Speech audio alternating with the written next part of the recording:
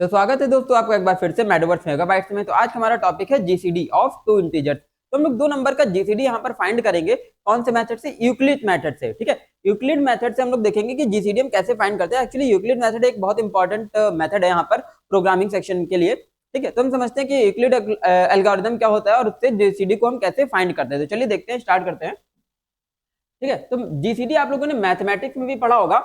ठीक है, दो नंबर का जीसीडी कैसे निकालते हैं। सपोज दो नंबर है हमारे पास। ठीक, कौन कौन से दो नंबर है?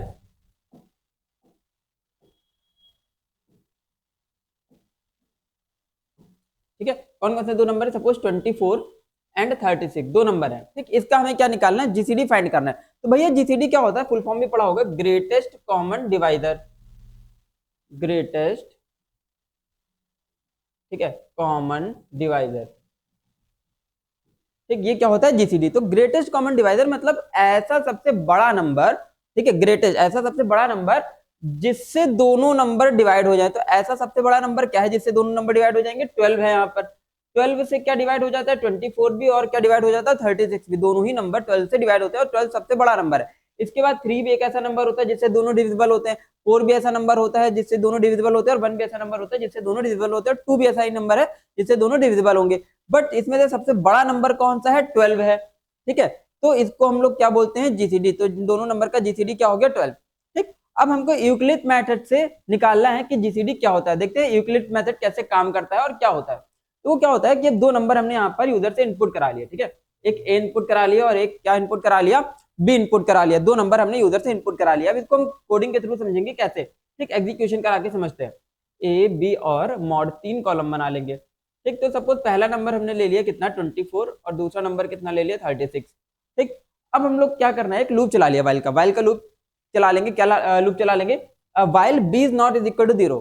ठीक है, अगर बी 0 नहीं है तो यहाँ पर तो एक बी कितना है? 36 0 नहीं है, कंडीशन ट्रू है। कंडीशन ट्रू है तो क्या होगा? Mod is equal to A mod B निकाल लेंगे। तो ए मॉड बी भैया कितना आएगा? 24 मॉड 36। ठीक है, तो मतलब 24 को 36 से डिवाइड करेंगे तो 24 तो छोटी वैल्यू, 36 से डिवाइड होती नहीं है, तो कितने टाइम जाएगा? 0 टाइम जाएगा। ठीक है, यहाँ पर 0 आ जाएगा, माइनस कर दोगे भैया 24 ही बचेगा। ठीक, तो इन शॉर्ट क्या आ जाएगा? 24 36 से डिवाइड होगा नहीं तो 24 ही रिमाइंडर आ जाएगा। तो मॉड के अंदर वैल्यू कितनी आ गई? 24। कितनी वैल्यू आ गई यहाँ पर? 24। फिर क्या लिखा है? ए इज इक्वल टू बी, मतलब बी की वैल्यू कहाँ आ गई?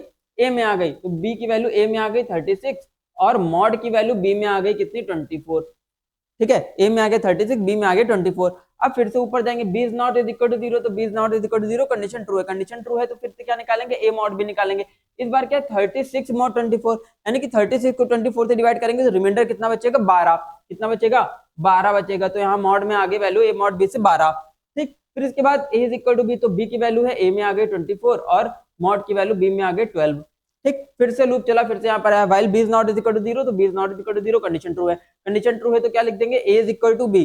ठीक है, कंडीशन ट्रू है तो पहले क्या निकालेंगे? ए मॉड बी निकालेंगे। तो ए मॉड बी 24 मॉड 12 आ जाएगा। तो 24 को 12 से डिवाइड करोगे तो भैया कितना आएगा?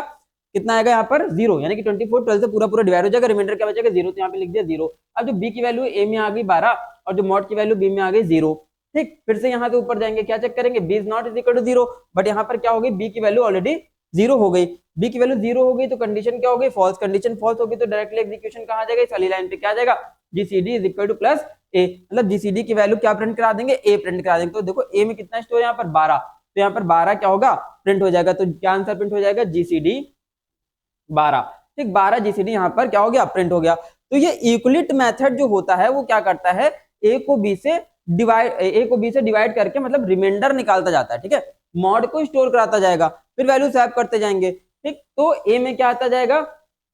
ठीक है, बी की वैल्यू, और बी में आता जाएगा ए मॉड बी। तो ये तब तक चलता रहेगा जब तक बी की वैल्यू 0 नहीं हो जाती है।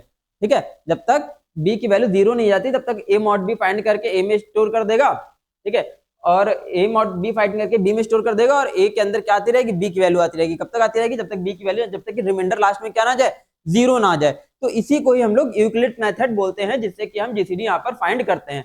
तो आई होप आपको ये समझ आया होगा। आप इसका स्क्रीनशॉट ले सकते हैं, आप इसको एग्जीक्यूट करके देख सकते हैं। कोई डाउट हो तो आप कमेंट सेक्शन में पूछ भी सकते हैं। तो बने रहिए हमारे साथ अगले लेक्चर के लिए, तब तक के लिए स्टे ट्यून्ड गाइस।